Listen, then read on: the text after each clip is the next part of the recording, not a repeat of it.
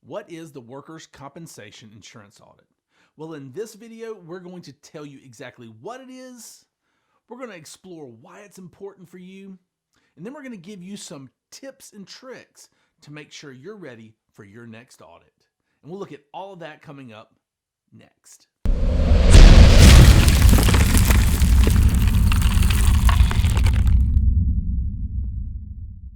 Hey folks, Jack Wingate here, and on this channel we help individuals, families, and businesses save money on your insurance, help you understand insurance a little bit better, and let you know what's going on in the insurance industry. And on this video, we're going to look at the Workers' Compensation Insurance Audit. For most business owners, the audit is complex, or it seems complex, and sometimes it can be overwhelming. So today we're going to look at what it is, we're going to discuss why it's important, and if you'll stick around till the end, we're going to give you some tips and tricks to make sure you can comply with your next audit. Okay, so what is the Workers' Compensation Insurance Audit? Well, workers' compensation, like some other commercial lines of business, is auditable. That means that when you start your policy period, you're starting with basically an estimate, because the workers' compensation policy is based on or rated on your actual payroll. And even if a business has been around forever, it is nearly impossible for you to pinpoint exactly what your payroll is going to be for the upcoming 12 months. There's just too many variables. There's pay raises, there are hirings and firings, people retiring. So the workers' compensation audit is simply a way for the carrier to look back at your last policy period and get the exact amount of payroll that you had. Now that we know what the workers' compensation audit is, why is it important? Well, workers' compensation is a crucial coverage for most every business, as well as the employees or workers that you have. So instead of you having to worry about notifying your carrier or your agent every single time you adjust payroll, every single time you hire and fire, the carriers came up with a way that you can use an estimate of payroll for the upcoming 12 months. And then at the end of it, you settle up. If you overestimated your payroll, then at the end of the year, the insurance carrier is going to go in and send you a check back for the difference.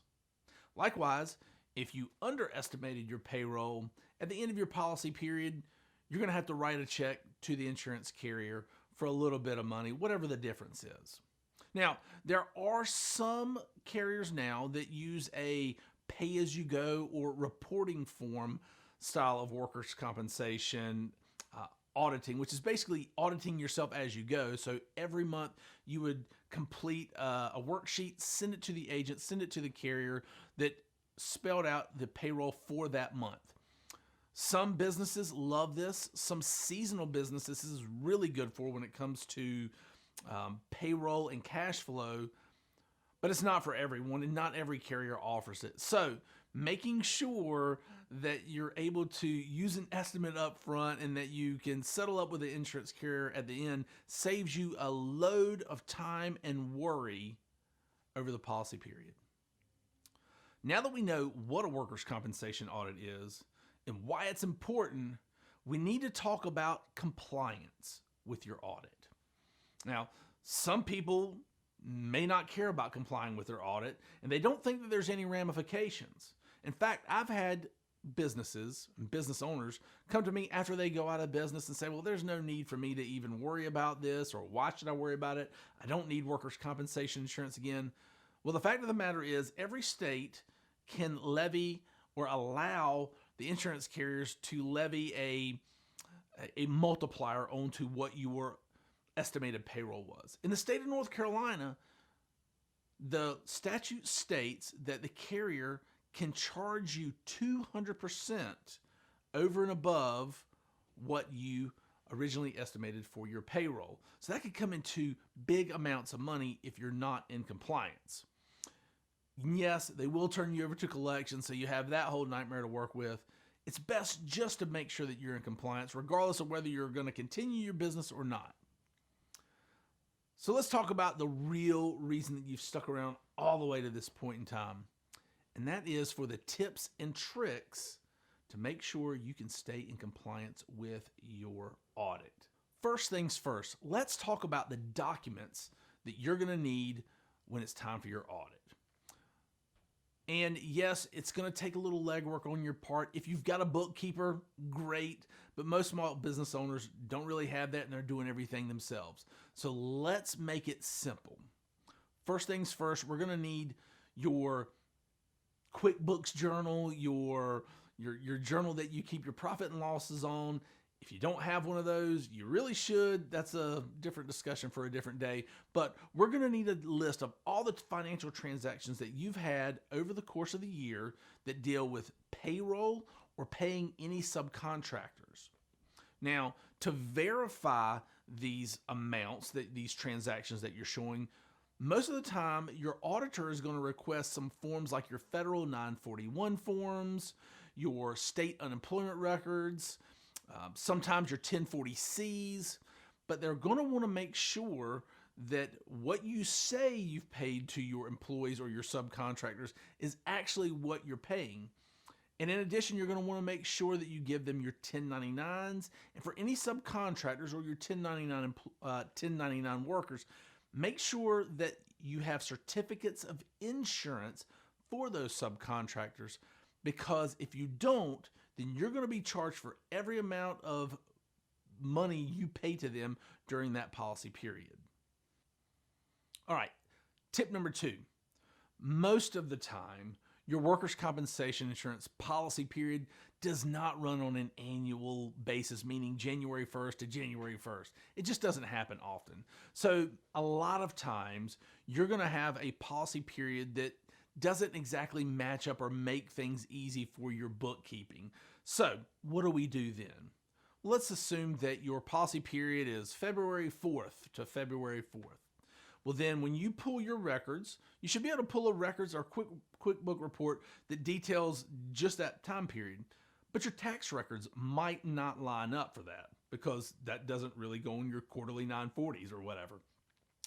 What you need to do then is just get the tax records that are close to that date. You can even give one before the period starts and one after, and make sure you get all of them in between. But make sure you cover that period of time. Okay, so we've discussed what you need in order to comply with your audit, and realistically, it should not be that hard. Just make sure you have those records. Have yourself a checklist. But here are 2 crucial things that I see all the time that mess people up when it comes to their audits. First things first, you're not collecting certificates of insurance for subcontractors that do work for you. And then when it comes to the audit, the auditor's there. They're going to charge you all this extra money because you didn't collect the certificate of insurance. So then you're in a scramble and you're having to contact that subcontractor. They get the certificates. Trust me, we have to do this all the time. But as a simple rule of thumb, before you write any check to any subcontractor, make sure that they give you a certificate of insurance. Make sure that certificate of insurance, when you sign that check over them, is actually for the policy period that you have. That will alleviate a ton of legwork and headaches at the time of audit.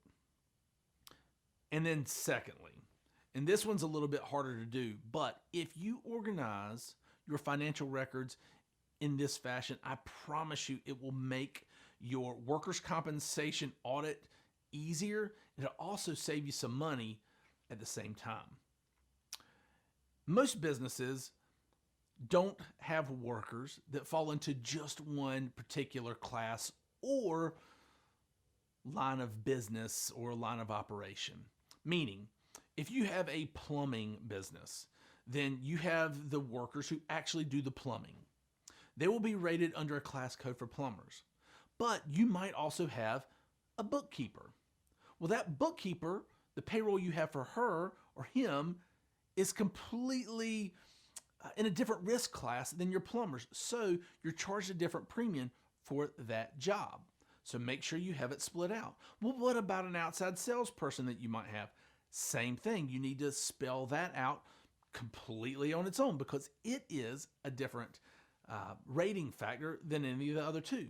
So making sure that your payroll records are accurate and that they spell out what type of work that particular employee or employee class does will end up saving you money in the long term and make your audit really, really easy. Hey, I hope this has been helpful for you. Insurance audits do not have to be complicated. They don't have to be confusing. If you'll follow the tips and tricks that we give you and have a general understanding about why it's important for you to comply, then everything else will be easy. And until next time, we'll see you.